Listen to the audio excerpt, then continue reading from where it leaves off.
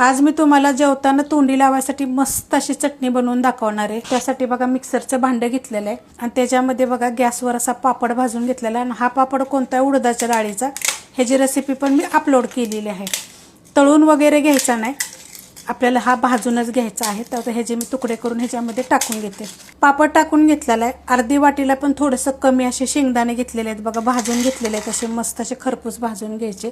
ह्याची साल काढायची गरज नाही, तुम्हाला जर हवं असेल तर तुम्ही साल काढू शकता। आता ह्याच्यात टाकायचं आपल्याला मिरची पावडर, फक्त मिरची पावडर आहे, हे तिखटवाली 1 चमचा टाकलेलं आहे। चवीप्रमाणे टाकायचं मीठ, पापड असल्यामुळे मीठ थोडंसं कमी टाकायचं। त्यात टाकायचं आपल्याला 1 गड्डी लसूण, देशी लसूण आहे आणि हा ताजा लसूण आहे। जसं नवीन लसूण असतो ना तसा लसूण आहे हा। छोटा अर्धा चमचा चाट मसाला आणि त्यात आपल्याला एक वस्तू अशी टाकायची, त्यामुळे चव एकदम छान येईल। तर हे खोबरं घेतलेलं आहे बघा, सुक्कं खोबरं गॅसवर असं भाजून घेतलेलं आहे। खूप रेसिपी दाखवलेलं आहे कसं भाजायचं ते। आता त्याचे मी काय